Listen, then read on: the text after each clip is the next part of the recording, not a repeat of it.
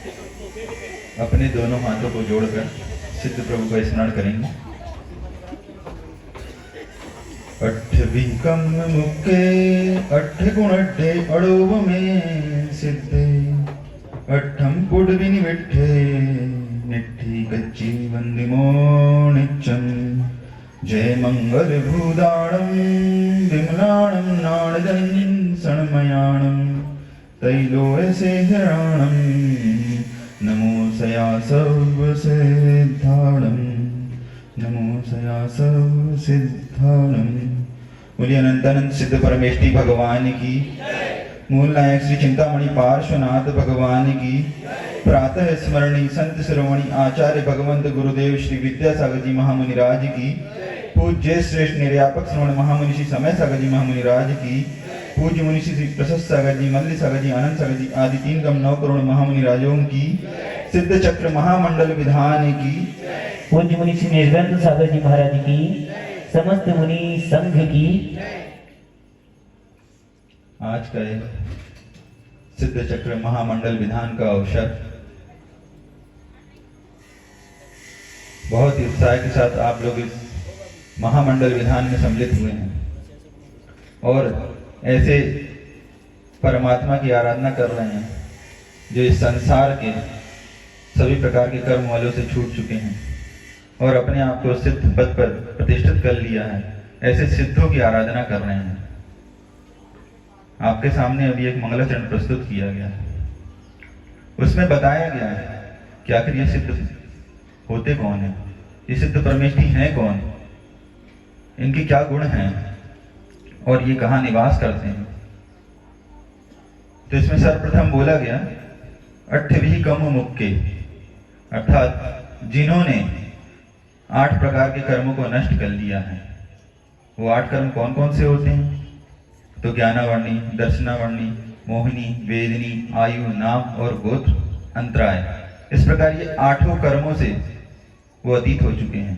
अब अशरीरी तो हैं ही, साथ में ये 8 कर्म उनके पास नहीं लगे हैं और इन 8 कर्मों के संपूर्ण क्षय से उन्हें 8 प्रकार के गुण प्राप्त हुए।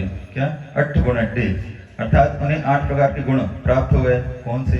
तो छायिक सम्यक, अनंत ज्ञान, अनंत दर्शन, अनंत वीर, सूक्ष्मत्व, अवगाहनत्व, अव्याबाधत्व, अगुरुलघुत्व। इस प्रकार ये 8 गुण उनको प्रकट हो गए। और ये सिद्ध परमेष्टि कहाँ निवास करते हैं?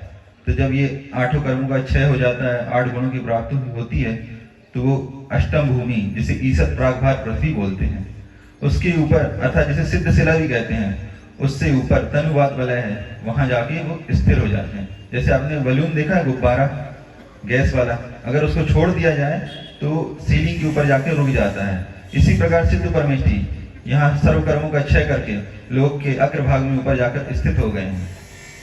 और वो कैसे हैं? अनुपम हैं और सभी अपने कार्यों से निवृत्त हो चुके हैं। निट्ठी कज्जे, अर्थात वो सभी करने योग्य जो भी कार्य हैं उनको पूर्ण करके वो कृत हो गए हैं। ऐसे में सिद्ध भगवान को नमस्कार करता हूँ। और वो सिद्ध भगवान कैसे हैं? निर्मल ज्ञान दर्शन से विभूषित हैं और 3 लोक के शिखर पर स्थित और सभी जीवों में श्रेष्ठ हैं। ऐसे सर्व सिद्धों को मैं नमस्कार करता हूँ। इस भावना के साथ अपन ये सिद्ध चक्र महामंडल विधान कर रहे हैं। तो ये जो सिद्ध चक्र महामंडल विधान है, तो इसमें 4 शब्द महत्वपूर्ण है। सिद्ध चक्र मंडल विधान। आप लोग पूजन आराधना तो करते हैं, लेकिन ये एक विशेष रूप से अनुष्ठान है जहाँ अपन, तो आपको ये जानकारी होगी कि सिद्ध किसे कहते हैं?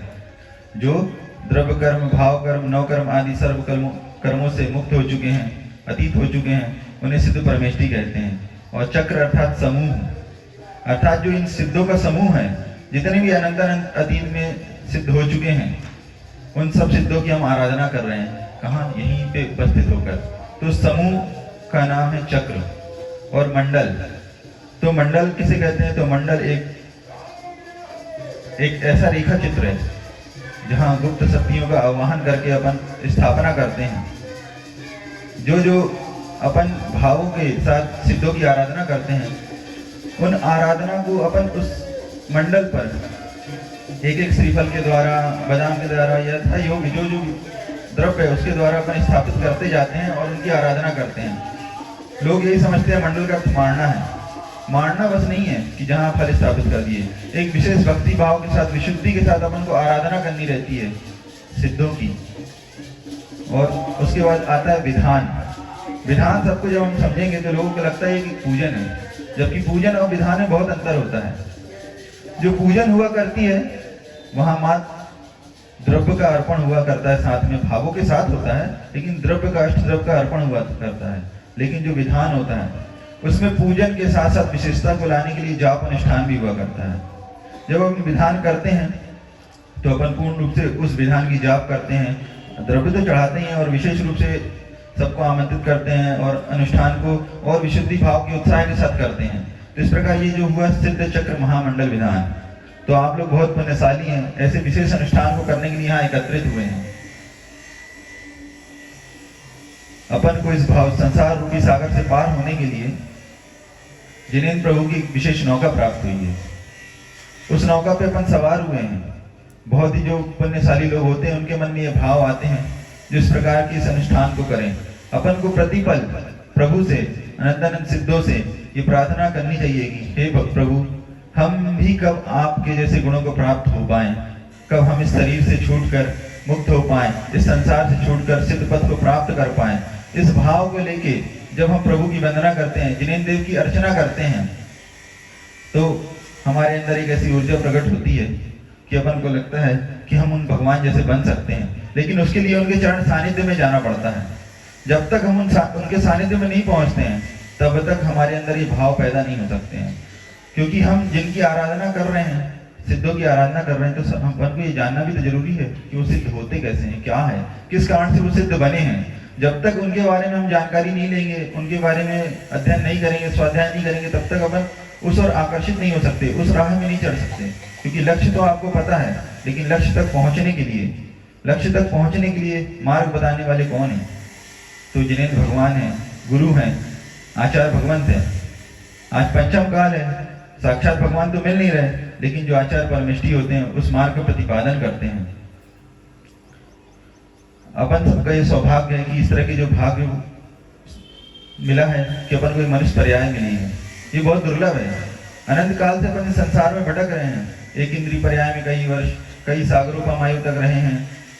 उसके बाद 2 इंद्रिय पर्याय को प्राप्त कर लिया, 3 इंद्रिय पर्याय को प्राप्त कर लिया, 4 इंद्रिय, 5 इंद्रिय। इस प्रकार बोलते हैं जिस प्रकार समुद्र में एक कंकड़ फेंक दिया जाए, उसको ढूंढना जितना मुश्किल है उतना ही इस मनुष्य भाव को प्राप्त करना दुर्लभ है। लेकिन आप सब महान पुण्यशाली हैं जो इस मनुष्य भाव को प्राप्त किया, और उसमें भी जैन कुल, उत्तम कुल को प्राप्त किया। और फिर आप लोग अत्यधिक पुण्यशाली इसलिए भी हैं कि ऐसे अपन को आचार्य भगवंत को प्राप्त हुए, जो निरंतर 50 वर्षों से आप सबको ऊपर दया कर, हम सबके ऊपर भी दया कर मोक्ष मार्ग को प्रशस्त कर रहे हैं। क्योंकि 2 प्रकार के मार्ग बताए गए हैं, एक साधना का मार्ग और एक आराधना का मार्ग। 2 प्रकार के मार्ग हैं, एक साधना का मार्ग और एक आराधना का मार्ग। जो साधना का मार्ग होता है वो बहुत जटिल होता है, कठिन होता है। क्यों? क्योंकि वो निर्वृत्ति का मार्ग है। इस पे दिव्य मनोबल के धारी, दिव्य शक्ति के धारी, जिनके पास विशेष साहस होता है, वो ही इस मार्ग पर आरूढ़ होते हैं। जो साधु होते हैं, जिस प्रकार आप देखिए आचार्य भगवंत हैं, पूज्य बड़े महाराज जी हैं, मंच पे महाराज जी, प्रसाद सागर महाराज जी, मल्ली सागर महाराज जी आदि जितने भी मुनि महाराज यहाँ विराजमान हैं, ये सब प्रवृत्ति के मार्ग छोड़कर निर्वृत्ति के मार्ग में आरूढ़ हुए हैं। इन्होंने तप को अपनाया है, संयम को अपनाया है, त्याग के मार्ग को अपनाया है। तो इसमें विशेष दिव्य शक्ति और दिव्य साहस की आवश्यकता होती है।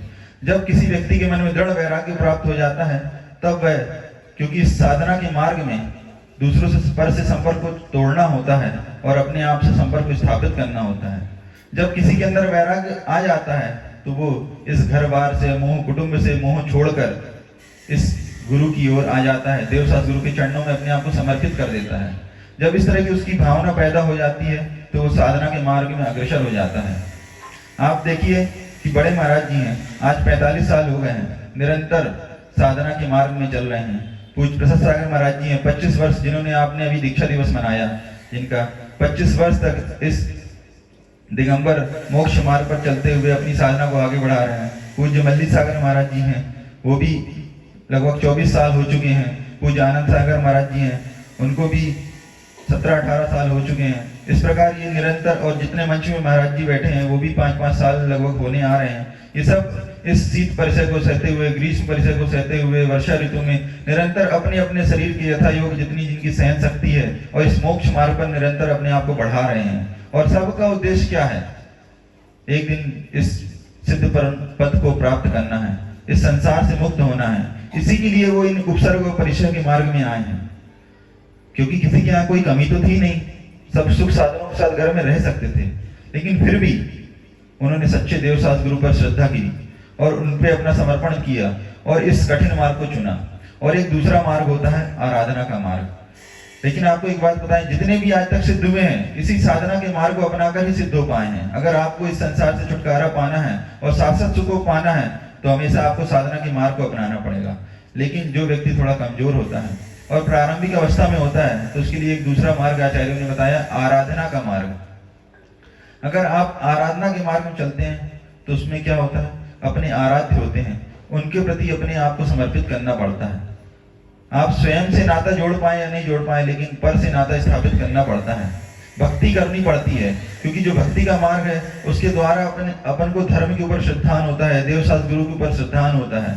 तो आज ये अनुष्ठान कर रहे हैं आप लोग, ये आराधना का मार्ग है कि हम और कुछ तो अर्पित कर नहीं सकते, तो हे भगवान हम भावों को अर्पित कर रहे हैं। जितना यथायोग द्रव्य दे पा रहे हैं, दान पूजन कर पा रहे हैं, वो तो कर रहे हैं, साथ में हम अपने भावों को समर्पित कर रहे हैं आपके चरणों में, कि आपकी भक्ति के द्वारा हमारे अंदर भी इतनी योग्यता आ जाए कि हम साधना के मार्ग में आरूढ़ हो पाए। लेकिन जब आप आराधना करते हैं तो आपको 4 बातों का ध्यान रखना पड़ता है। तो महाराज जी 4 बातें कौन सी हैं? तो वो 4 बातें, जिसमें प्रथम बात है शुद्धि। जब तक शुद्धि नहीं होगी तब तक आप आराधना के मार्ग में पूर्ण रूप से बढ़ नहीं सकते। दूसरी बात है विशुद्धि, तीसरी है तन्मयता और चौथा है अनुशासन। तो महाराज जी शुद्धि कैसी? तो बोले अपन को सबसे सर्वप्रथम तन की शुद्धि रखनी होगी। जब हम अपने जीवन में कोई भी आराधना करते हैं या किसी लक्ष्य की ओर बढ़ते हैं तो सर्वप्रथम अपन को तन की शुद्धि रखनी पड़ती है। जैसे आप बोलते हैं कोई भी चीज बिखरी हो, अशुद्ध हो तो अपन को अच्छा नहीं लगता है। अपना घर भी होता है, अगर वो फैला पड़ा है तो कैसा लगता है कि हाँ अच्छा सा नहीं लग रहा है। जब तक उसमें साफ सफाई नहीं होती है तब तक प्रशंसा नहीं आती है। इसलिए सर्वप्रथम अपने वस्त्रों की पूजन, आप आराधना करने आए, अभिषेक करने आए तो आप लोग की वस्त्रों की शुद्धि होनी चाहिए। कहीं ये वस्त्र आपके मांसाहारी तो नहीं है। आचार्य महाराज जी ने इतना अच्छा प्रकल्प प्रारंभ किया है हथकरघा के वस्त्र। क्यों किया है? क्योंकि आप लोग जो वस्त्रों का प्रयोग करते हैं वो सब मांसाहारी हैं, उसमें मटन डेलो का उपयोग होता है। आजकल कुछ दिन पहले एक व्यक्ति आए थे, वो बता रहे थे महाराज जी एक जो गाय होती है यहाँ 50,000 की बिकती है, लेकिन एक स्लॉटर हाउस में वो कोई भी गाय आप भेजो तो 2 लाख रुपए तक की बिकती है। क्यों? क्योंकि उनके अस्थियों का, खून का, मांस का प्रयोग करते रहते हैं दूसरी चीजों में वस्त्र बनाने के लिए। क्योंकि सूती जो वस्त्र होते हैं वो कमजोर होते हैं, लेकिन उनको मजबूत बनाने के लिए मटन डेलो का उपयोग किया जाता है। जब वो मशीन से बनते हैं तो धागे टूट जाएंगे, लेकिन आचार्य श्री ने इस अहिंसा के लिए एक नया प्रकल्प चालू किया जिसका नाम है हथकरघा, कि आप लोग शुद्ध वस्त्र पहन पाए। प्रभु का अभिषेक करते हैं, आहार देते हैं, जो भी आप अच्छे कार्य कर रहे हैं उसमें, और किसी भी कार्य में, सांसारिक कार्य में भी आप हथकरघा की वस्तु का प्रयोग कर सकते हैं। अगर वहां नहीं कर पाए तो कम से कम पानी का छन्ना है, पूजन है, अभिषेक है, आहार दान इत्यादि में तो आप इन शुद्ध वस्त्रों का प्रयोग कर ही सकते हैं। तो ये हो गया सबसे पहले शुद्धि, आराधना के लिए तन की शुद्धि। इसके बाद आता है विशुद्धि, अपने भावों में निर्मल परिणाम लाना, ये मन की होती है विशुद्धि। जब भी आप कोई अनुष्ठान कर रहे हैं या कोई भी धार्मिक कार्य कर रहे हैं तो क्या बोला जाता है? मन से करो, पूरे उपयोग से करो, ध्यान लगा के करो, सावधान रह के करो। तो अपन को जितनी आप विशुद्धि से इस आराधना को करेंगे उतने ही आपके अंदर इस संसार से ऊपर उठने के भाव उत्पन्न होंगे, विशुद्धि बढ़ेगी आपकी। आपको ये लगेगा कि संसार आसार है, मुझे तो इस शाश्वत सुख को प्राप्त करना है जो कि सिद्ध परमेष्टि वहां जो अनुभव कर रहे हैं। क्योंकि अपन तो उनका सिर्फ वर्णन करने में आ रहा है, लेकिन साक्षात अपन देख तो सकते नहीं। सिर्फ उनके द्वारा जो अरिहंत परमेष्टि ने जो प्रतिपादन किया है, आचार्यों ने जो बताया है, उनके द्वारा उनके स्वरूप को जान पा रहे हैं। इसके बाद आती तन्मयता। अगर किसी भी कार्य को पूर्ण करना है, अपने लक्ष्य तक पहुंचना है, तो उसके लिए एक तीसरी चीज की जरूरत है तन्मयता, मतलब लगनशीलता। जब आप पूरा ध्यान लगाकर, सावधान रहकर उस जाप अनुष्ठान को, इस विधान को या जिस भी कार्य को पूर्ण करना है करते हैं, तो जल्दी आप अपने लक्ष्य तक पहुंच जाते हैं। इसी प्रकार जब ये अनुष्ठान आप पूरे तन मन धन के साथ करेंगे तो आप भी एक दिन उच्च पद को प्राप्त कर सकते हैं। लेकिन ये शुरुआत है, इसके द्वारा आपको पहुंचना तो साधना के मार्ग में पड़ेगा। लेकिन इन तीनों के लिए जो चौथी चीज है वो जरूरी है, क्या? अनुशासन। शुद्धि, विशुद्धि और तन्मयता के लिए आवश्यकता अनुशासन की। आप लौकिक कार्य करें, पारलौकिक कार्य करें, परमार्थ का कार्य करें, प्रत्येक कार्य में आपको आवश्यकता होती है अनुशासन की। क्योंकि कोई भी जो व्यक्ति है अगर वो अनुशासन में नहीं रहेगा तो वो अपना उत्थान नहीं कर सकता। अगर आप अपना जीवन अनुशासन में नहीं जी रहे हैं तो आपको क्या बोला जाता है? आपका जीवन पशु के जैसे है। क्योंकि पशु के जीवन में कोई अनुशासन नहीं होता है। उसकी जब इच्छा होती है तब वो घूम लेता है, खा लेता है, पी लेता है, भोगों को भोग लेता है, वो निरंतर घूमता रहेगा। लेकिन आप लोगों की तो दिनचर्या है ना।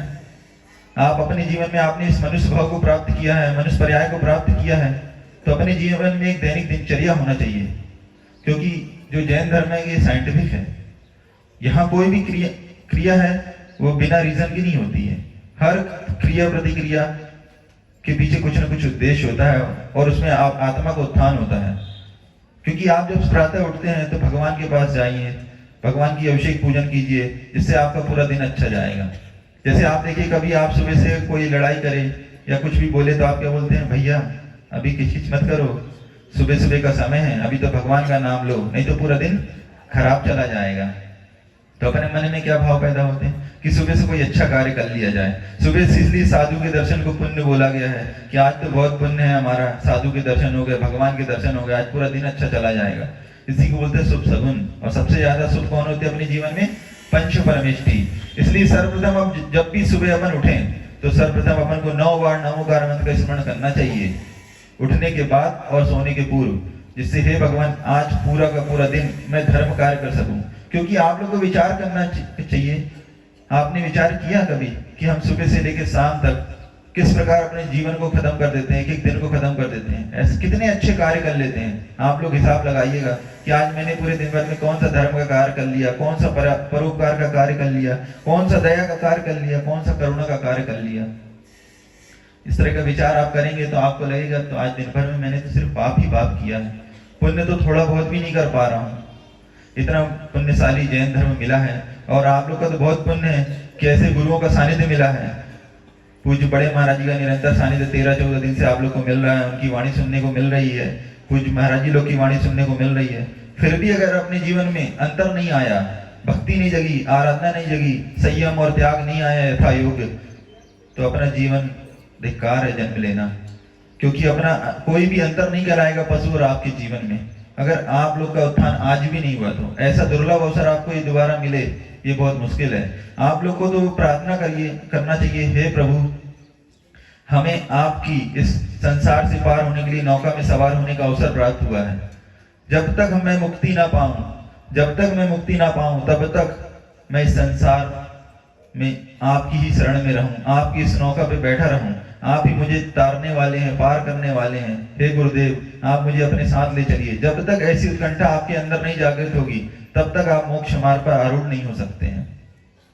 इस प्रकार जब अपने जीवन में शुद्धि, विशुद्धि और तन्मयता, अनुशासन आ जाएगा तब आपके जीवन में श्रद्धा प्रकट होगी, एक आस्था प्रकट होगी, समर्पण प्रकट होगा देव शास्त्र गुरु के प्रति।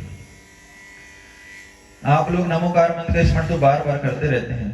तो एक बार एक जो बालक होता है, बालक का जब स्कूल में दाखिला होता है, वो प्रतिदिन स्कूल जाता है, लेकिन जब अध्यापक होते हैं हाजिरी लगाते हैं, अटेंडेंस बोलते हैं, अटेंडेंस लेते हैं तो उस बच्चे का नाम नहीं आता है। 1 दिन हो गया, 2 दिन हो गया, 3 दिन हो गया, इस प्रकार 7 दिन व्यतीत हो गए। तो बालक सोचता है कि रोज मेरा नाम क्यों नहीं आता है, मैं प्रतिदिन स्कूल आता हूँ। तो जब अध्यापक इसे पूछता है आखिर कि मेरा नाम क्यों नहीं आ रहा है, कि मेरा नाम दाखिल नहीं हुआ है, तो उसके पिता अध्यापक बोलते हैं कि बेटा आपका नाम तो आज तक लिखा ही नहीं गया है, दाखिल ही नहीं हुआ। तो बहुत दुखी होता है, घर आके अपने पिताजी से बोलता है, पिताजी मुझे इतने दिन हो गए स्कूल जाते हैं, लेकिन आपने मेरा नाम क्यों नहीं लिखवाया स्कूल में। तो पिताजी बोलते हैं मैं लिखवाना भूल गया था, अब मैं लिखवा दूंगा। लेकिन आप सोचिए, आप लोग भी तो नमोकार मंत्र बार बार फेरते रहते हैं, रात दिन नमोकार मंत्र का स्मरण करते रहते हैं, लेकिन क्या आप लोगों को कभी ये विचार आया आज तक हमारा दाखिला पंच परमिष्टि में क्यों नहीं हो पाया? आज तक उस लिस्ट में हमारा नाम क्यों नहीं आ पा रहा है? क्या हम जीवन में साधु नहीं बन सकते? हम भी तो बन सकते हैं, लेकिन हमारे ये भाव क्यों नहीं पैदा हो रहे? उस बच्चे को तो अफसोस होता है, लेकिन आपको आज तक अफसोस नहीं हो रहा है कि हम भी साधु बन पाए, मोक्ष मार्ग पर आगे बढ़ पाए। एक बहुत ही सुंदर दृष्टांत याद आ रहा है कि एक नगर में एक सेठ जी रहते थे। वो सेठ जी जिन धर्मी थे, दान पूजन अनुष्ठान विधान इत्यादि वो निरंतर करते रहते थे, साधुओं की सेवा वैयावृत्ति करते रहते थे। उनके घर में पशुधन भी था। पशुधन था तो उसे चराने के लिए किसी बालक की जरूरत थी कि जो उन्हें रोज चराने ले जाए, जंगलों में ले जाए। तो क्या हुआ, एक दिन जब वो मंदिर से लौट रहे थे तो देखते हैं कि एक बहुत गरीब बालक है। उसके बदन पे फटे चित्रे कपड़े हैं और उसके पास 2 टाइम भोजन के लिए भी धन नहीं है, अनाज नहीं है। तो उसको देखकर उन जिन धर्मी सेठ को बहुत करुणा आ जाती है। वो उस बालक को अपने घर ले आते हैं और बोलते हैं, बेटा मेरे घर में कुछ पशु हैं, तुम इसे रोज चराने ले जाए करना। तो बालक भी बहुत खुश होता है कि आज मेरे लगता है विशेष पुण्य का उदय आ गया है कि जहां मेरे पास न धन था, न वैभव था, न खाने पीने के लिए था, मैं एक टाइम की रोटी के लिए तरसता था, आज ये विशेष पुण्य का अवसर है, ये सेठ जी मुझे अपने घर ले जा रहे हैं और साथ में काम भी दे रहे हैं, धन भी दे रहे हैं और भोजन भी दे रहे हैं। तो बालक बड़ी तन्मयता के साथ रोज उनके जानवरों को चराने जंगल में ले जाया करता और शाम को फिर ले आता। इसी प्रकार क्रम चलता रहा। एक दिन जब वो बालक जंगल में गया और अपने पशुओं को चरा रहा था तो वहां देखता है कि ठंडी का समय है। उस शीतकाल में नदी के किनारे वृक्ष के नीचे एक मुनि महाराज खड़े हैं, तपस्या में ध्यान में लीन है। तो उनको देख के विचार करता है कि आखिर ये नंगा कौन है? इसके पास तो एक वस्त्र भी नहीं है अपने शरीर को ढांकने के लिए। अभी तक तो मैं समझता था इस संसार में सबसे दरिद्री मैं हूँ, गरीब मैं हूँ, मेरे पास तो कुछ कपड़ा है, इनके पास तो कुछ भी नहीं है। ये तो दिगंबर इतनी ठंडी में ऐसे ही खड़े हैं। तो फिर थोड़ा देर विचार करता है। उसने कभी जैन साधु को देखा तो नहीं था, लेकिन वो सोचता है ये कोई ना कोई महात्मा है। लेकिन वो पास जाके पूछता है, क्यों भैया आपको ठंडी नहीं लग रही क्या? इतनी ठंडी में आप ऐसे दिगंबर यहाँ खड़े हैं, कोई कपड़ा तक नहीं आपको तन के ओढ़ने के लिए। मैं तो इतनी ठंडी में, मेरे पास तो एक कंबल है, क्या मैं आपको दे दूं, आपको उड़ा दूं? तो वो तो ठहरे मुनि महाराज, उन्होंने कोई जवाब नहीं दिया। तो जब वो बहुत देर तक प्रयास करता रहा तो महाराज ध्यान मग्न थे, उन्होंने कोई जवाब नहीं दिया। वो बोलता है, महाराज मैं तो यहाँ कुछ लकड़ी वगैरह जला के अपनी ठंड को दूर कर ले रहा हूँ, आप तो और दरिया के किनारे खड़े हैं, इस ठंड को आप कैसे सहन कर रहे हैं? इस तरह वो विचार करता है और वहीं बैठ जाता है। कुछ सूखी लकड़ियां जला देता है और पत्ते जलाकर वहीं आग तापने बैठ जाता है। लेकिन महाराज तो ध्यान में आरूढ़ हैं। शाम हो गई तो अब उसको चिंता होती है कि महाराज तो अभी भी नहीं उठे। काम करता हूँ, मेरे पास पशु हैं, इनको वापस घर छोड़ के आता हूँ, फिर आके मैं यहीं रात भर बैठूंगा कि आखिर करते क्या है, कैसे इस ठंडी को सहन करते हैं, कैसे वो यहाँ रहते हैं। तो उस बालक वो गया वापस सेठ जी के यहाँ अपने जानवरों को छोड़ के। उसका मन वहां नहीं लगा तो बिना भोजन किए वापस वहीं आ जाता है जंगल में और उन्हीं मुनि महाराज के पास आग जला के वहीं बैठ जाता है। और उस आग को तापते हुए रात्रि बढ़ते जाती है, लेकिन ठंड भी बढ़ रही है और मुनि महाराज ध्यान में आरूढ़ है, अभी भी उनका ध्यान नहीं खुला। तो बार बार बस उनको देखते रहता है। पूरी रात व्यतीत हो गई। सुबह होते ही मुनि महाराज तो स्मरण कर रहे थे, नमो अरहंताणम का, नमो अरहंताणम का। तो बालक बोलता है, ये मुनि महाराज क्या बोल रहे हैं, नमो अरहंताणम? और उनसे बोलता है, हे मुनि महाराज आप मुझे बताइए कि आप इस शीत को कैसे सहन कर रहे थे, पूरी रात आप कैसे खड़े थे? मुनि महाराज तो रिद्धिधारी थे, जंगाचारण रिद्धि के धारी थे, आकाशगामी विद्या के रिद्धि के धारी थे। तो वो नमो अरहंताणम बोलते हुए वहां से विहार कर गए, आकाश मार्ग से चले गए। तो ये सोचता है, पक्का ये मंत्र मुझे मुनि महाराज ने दिया है इस ठंडी को सहन करने का, शीत को सहन करने का। वो बहुत प्रसन्न होता है। वो बोलता है, अब मैं भी इस शीत को सहन कर पाऊंगा, ठंडी को सहन कर पाऊंगा, मुझे भी इस कंबल की अब जरूरत नहीं है। इस प्रकार सोचते हुए बस नमो अरहंताणम का रट लगाता है और फिर आता है घर, गायों को लेता है, वापस चराने चला जाता है और पूरे दिन भर नमो अरहंताणम इसी का रटना लगाते रहता है। और जब शाम को वापस आता है तो सेठ जी पूछते हैं, बेटा तुम ये क्या बोल रहे हो? तो बोलता है, आज तो मेरे विशेष पुण्य का उदय था, मुझे एक ऐसे दिगंबर मुनि महाराज के दर्शन हुए जो पूरी रात दरिया के किनारे, नदी के किनारे, चट्टान के ऊपर वृक्ष के नीचे खड़े थे और ठंडी को सहन करते रहे, शीत को सहन करते रहे, उस लहरों को सहन करते रहे और नमो अरहंताड़म का जाप करते रहे। और उन्होंने जाते जाते मुझे बोला नमो अरहंताड़म, तो मुझे ये मंत्र दे गए हैं। तो सेठ जी समझ गए ये पक्का कोई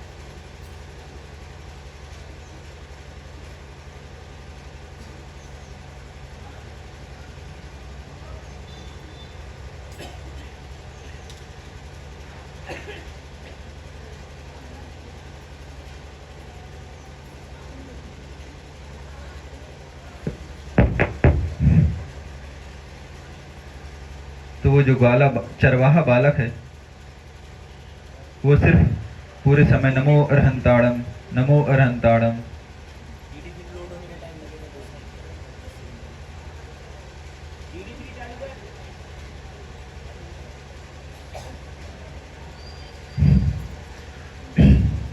वो चरवाहा बालक है, वो निरंतर सुबह उठते बैठते खाते पीते वो नमोकार मंत्र का स्मरण कर रहा है।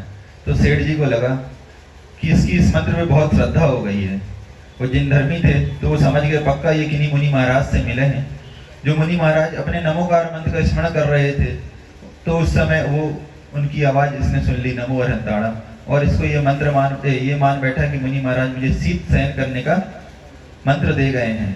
तो उसकी श्रद्धा को देखकर जिन धर्मी सेठ ने सोचा कि इसकी श्रद्धा तो बहुत अगाढ़ होते जा रही है, इसकी श्रद्धा को और बढ़ाना चाहिए, इसका उत्साह और बढ़ाना चाहिए। आप लोग सोचिए जो सम्यक दृष्टि श्रावक होते हैं वो कभी किसी की श्रद्धा को तोड़ते नहीं हैं। अगर आप लोग को ये चीज ध्यान रखना चाहिए कि जब कोई व्यक्ति धार्मिक अनुष्ठान करे, व्रत नियम ले, तो उसे कभी रोकना नहीं चाहिए, अंतराय कर्म नहीं डालना चाहिए। आपको तो ये समझाना चाहिए कि ये संसार असार है, हम तो इस संसार में पड़ गए। आपके बच्चे हों, बालक हों, अगर वो दीक्षा लेने तैयार हों, व्रत लेने तैयार हों, तो आपको कभी भी अंतराय कर्म नहीं बांधना चाहिए, उन्हें मना नहीं करना चाहिए, उनकी श्रद्धा और आस्था को बढ़ाना चाहिए। क्यों? उनको ये समझाना चाहिए कि हम तो अज्ञानी थे जो इस संसार में फंस गए, इस संसार में दुखी दुख है चारों ओर, लेकिन तुम्हारे अंदर बहुत ही अच्छे वैराग्य के भाव उत्पन्न हुए हैं। तुम इस मोक्ष मार्ग में आगे बढ़ो, क्योंकि इस दावानल में जलते जलते सुलगते अनंत काल हमने व्यतीत कर लिए हैं, लेकिन तुम मत फंसो इसमें। इस प्रकार जब आप अपने बच्चों को या आप सहधर्मी को समझाएंगे तो उसकी श्रद्धा में और वृद्धि होगी। इसी प्रकार इसी भाव को लेकर वो जो सेठ जी थे उस बालक को समझाते हैं कि बेटा ये तो बहुत बड़ा मंत्र है, तुम्हें ये जो मंत्र मिला है ना, ये किसी साधारण व्यक्ति से नहीं मिला है, एक महामुनिराज से मिला है, रिद्धिधारी मुनि महाराज से मिला है। क्योंकि जो महापुरुष होते हैं वो कोई साधारण चीज नहीं होते हैं, साधारण चीज नहीं देते हैं आपको। मंत्र के रूप में इन्होंने आपको सिर्फ नमो अरहंताड़म शीत के निवारण के लिए नहीं बोला है, उन्होंने ये मंत्र आपको इसलिए दिया है कि आप इस मंत्र का स्मरण करते करते इस संसार सागर से पार हो जाओ, इस संसार के दुखों से मुक्ति पालो। इसलिए तुम इस मंत्र को बेटा कभी भूलना नहीं। तो बच्चे की श्रद्धा और अगाढ़ हो जाती है। अब वो जो बालक है उस मंत्र को जपते जपते जपते खाते पीते उठते बैठते निरंतर उसी मंत्र का जाप कर रहा है। देखो उसको स्वरूप नहीं पता अरिहंत भगवान का, उसको सिर्फ उन गुरु महाराज पर, मुनि महाराज पर श्रद्धा है। आप लोग सोचिए, आप लोग को तो अरिहंत का स्वरूप भी पता है, सिद्ध प्रभु का स्वरूप भी पता है, और मुनि महाराज आचार्य महाराज का स्वरूप भी पता है, और वो निरंतर आप लोग को उपदेश देते हैं। फिर भी आपके मन में आज तक श्रद्धा के भाव, समर्पण के भाव जागृत क्यों नहीं हुए? आचरण की ओर आप अग्रसर क्यों नहीं हुए? उस अज्ञानी बालक पर, एक मंत्र पर इतनी श्रद्धा उत्पन्न हो रही है कि वो निरंतर उसका स्मरण कर रहा है, लेकिन आप लोग भी नमोकार मंत्र का स्मरण करते हैं और मुनि महाराज के पास आकर बोलते हैं कि महाराज जी कोई मंत्र बता दो। हमारा ये रोग ठीक हो जाए, हमारे घर में संपत्ति आ जाए, हमारी दरिद्रता दूर हो जाए। तो मुनि महाराज बोलते हैं कोई बात नहीं, पंच परमेष्टि का स्मरण करो, नमोकार मंत्र का स्मरण करो। महाराज जी उसकी माला तो हम फेरते ही रहते हैं हमेशा, और कोई मंत्र बता दो। तो मतलब आपने सोचिए उस नमोकार मंत्र का कितना बहुमान गिरा दिया, जबकि सर्व मंत्रों में सर्वश्रेष्ठ मंत्र है नमोकार मंत्र। अगर आप अनंत प्रभु की आराधना करेंगे, सिद्ध प्रभु की आराधना करेंगे, आचार्य परमेष्टि उपाध्याय और साधु परमेष्टि की आराधना करेंगे, तो बिना मांगे ही आपकी दरिद्रता दूर हो सकती है और आपका उत्थान हो सकता है। आप संयम के मार्ग में, त्याग के मार्ग में आगे बढ़ सकते हैं और सुख को प्राप्त कर सकते हैं। लेकिन आप उस पंच नमस्कार मंत्र की बहुमानता रखते ही नहीं। वो तो बोलते महाराज जी वो तो फेरते ही रहते हैं, रात दिन हम 10 माला फेर लेते हैं, 15 फेर लेते हैं। आप लोग जरा सोचिए, जब तक आप उस माला को मन वचन काया की शुद्धि के साथ नहीं फेरेंगे तो उसका फेरना कोई काम का नहीं है। क्योंकि कबीरदास जी बहुत एक अच्छी 2 लाइनें बोलते हैं, माला तो कर में फिरे, जीभ फिरे मुख माही, मनवा फिरे बाजार में, यह सुमिरन तो नाही। क्या? माला तो कर में फिरे, जीभ फिरे मुख माही, मनवा फिरे बाजार में, यह सुमिरन तो नाही। अर्थात आप लोग माला फेरते रहते हैं, तो क्या कर अर्थात हाथ में, एक गुड़िया से दूसरी गुड़िया तो फिर रही है, आपकी एक माला कब हो जाती है आपको पता ही नहीं चलता है, और यहाँ हाथ चल रहा है आपका, और मुंह से बोल भी रहे हैं क्या, नमो रिंदाणम, नमो सिद्धाणम, नमो आर्याणम, नमो जहण, नमो लोहे सप्ताणम, इस प्रकार जीभ से बोल भी रहे हैं। लेकिन मन कहाँ लगा आपका? दुकान में, मकान में। कुछ लोग यहाँ बैठे भी हैं, विधान भी कर रहे हैं, लेकिन मन कहाँ है? घर में, घर जाना है, भोजन बनाना है, बच्चे कहाँ हैं, स्कूल में पढ़ रहे कि नहीं पढ़ रहे, क्या कर रहे हैं, और यहाँ द्रव्य भी चढ़ाते जा रहे हैं। तो ये सुमिरन थोड़ी ना है। अगर आपको भगवान की आराधना और भक्ति करना है, सुमिरन करना है, तो पूरे मन वचन काया के साथ करना चाहिए। भले आप एक पद का स्मरण करें, लेकिन पूरी विशुद्धि के साथ करें, तन्मयता के साथ करें। तो वो बालक है, निरंतर नमो अरहंताड़म, नमो अरहंताड़म इसका जाप करता हुआ अपना जीवन यापन कर रहा है। एक दिन वो जब जंगल गायों को चराने जाता है, तो नमो का अरहंताड़म का जाप करते करते एक वृक्ष के नीचे बैठा है, और उनकी जो गाय हैं वो चर रही हैं, और चरते चरते नदी के उस पार चली गई, और अचानक थोड़ी देर बाद बारिश होने लगती है। तो बारिश होती है तो उस नदी में पानी की मात्रा बढ़ने लगती है। अब वो जब बालक नमोकार मंत्र का स्मरण करता है कुछ घंटों तक बैठ के, और वहां से उठता है तो देखता है कि नदी में बहुत अत्यधिक पानी आ गया है, और मेरे जानवर कुछ तो नदी में है और कुछ नदी के उस पार हैं। तो उनको बचाने के लिए वो दौड़ता है, और दौड़ता तो सोचता है कि एक नदी में जो एक लकड़ी का गट्ठा बह रहा है, उस गट्ठे को पकड़ के उसके सहारे में नदी पार कर जाऊंगा। तो वो छलांग लगाता है, और छलांग लगाता है तो उस गट्ठे में एक कील निकली रहती लोहे की, वो कील उसके पेट में बिंध जाती है और उसको वेदना होने लगती है। वो कूदा तो था लकड़ी में अपनी गायों को बचाने के लिए, लेकिन उसको वो जो कील है उसके शरीर के आर पार हो जाती है। आप लोग सोचिए उस समय भी वो बालक नमो अरहंताड़म का स्मरण कर रहा था। आप लोग को वेदना होती है तो आप हाय हाय चिल्लाते हैं, आप लोग को वेदना होती तो हाय हाय चिल्लाते हैं, लेकिन वो बालक क्या नमोकार मंत्र का स्मरण कर रहा है।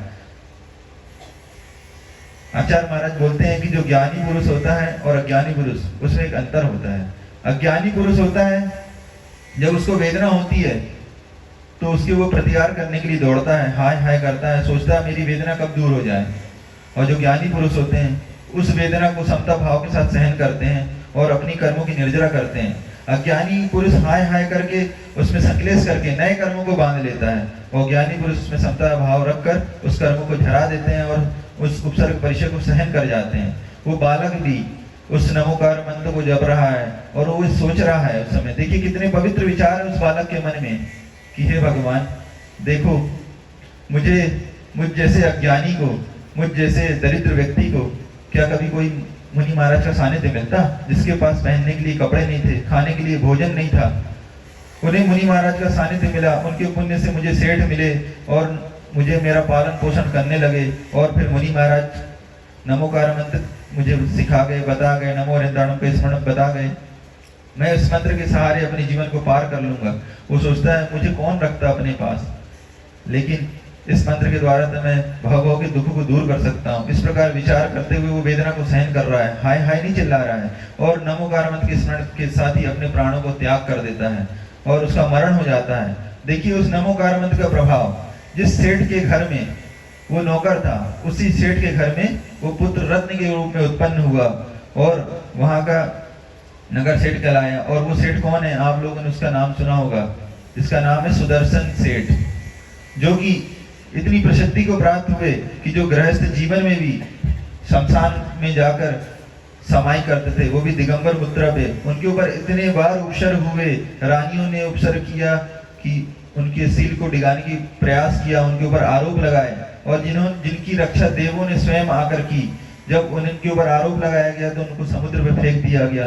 तो उस समुद्र में जैसे फेंका गया तो देवों के द्वारा उनका रक्षण किया गया, सिंहासन बनकर वो समुद्र से ऊपर उठ के आ गए। इस प्रकार एक छोटे से नमो अरिहंताणम, इस पंच परमेष्ठी पद के एक पद की आराधना करने से उस व्यक्ति के जीवन में कितना विकास प्राप्त हुआ कि वो सुखों को प्राप्त करने लगा। कहाँ वो दरिद्री था और कहाँ वो नगर सेठ का पुत्र उत्पन्न हुआ, और आगे चलकर जिन धर्म में कितनी प्रभावना की कि आचार्यों को उनका नाम शास्त्रों पे वर्णित करने के लिए वो नाम चयन किया गया। इस प्रकार उसके जीवन में उत्थान हुआ और आगे वो मोक्ष मार्ग पर बढ़ने के लिए उन्होंने भविष्य में मुनि दीक्षा की ली, और इस प्रकार वो अपने जीवन में अपने आप को उत्थान के विकास के मार्ग पर बढ़ाते हुए मोक्ष मार्ग पर आरूढ़ हुए और निरंतर देव सद्गुरु की आराधना करने लगे। आप लोग के जीवन में भी अवसर प्राप्त हुआ है कि आप लोग लगातार इन पवित्र अनुष्ठानों को अपने जीवन में करते रहें और इस तरह के पवित्र भाव बनाते रहें कि हमें संतों का समागम मिलता रहे, उनकी आराधना करने का अवसर मिलता रहे, और हम भी एक दिन इस संयम और तप और त्याग के मार्ग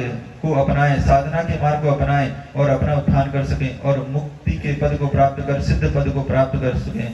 बंदे तद्गुण लब्धे की भावना अपने जीवन में रखते हुए अहिंसा परमो धर्म की जय। अनंतानंद सिद्ध परमेष्ठी भगवान की, पूज्य आचार्य भगवंत विद्यासागर जी महामुनि राज की जय। श्रेष्ठ निर्यापक श्रवण महामुनि समय सागर जी महामुनि राज की, पूज्य मुनि श्री प्रसाद सागर जी, मल्ली सागर जी, आनंद सागर जी आदि 3 गम 9 करोड़ महामुनि राजों की, सिद्ध चक्र महामंडल विधान की, पूज्य मुनि श्री निर्गत सागर जी महाराज की, समस्त मुनि संघ की माधुरी वाणी की स्तुति के लिए अपने स्थान पर खड़े हों, अपने ही विग्रह करें। बोधि समाधि परिणाम शुद्धि स्वात्मोपलब्धि शिव शौक सिद्धि चिंतामणि चिंतित वस्तु दाने त्वं बंद मानस्य ममास्तु देवी। द्वादश संग जिनवाणी माता की जय।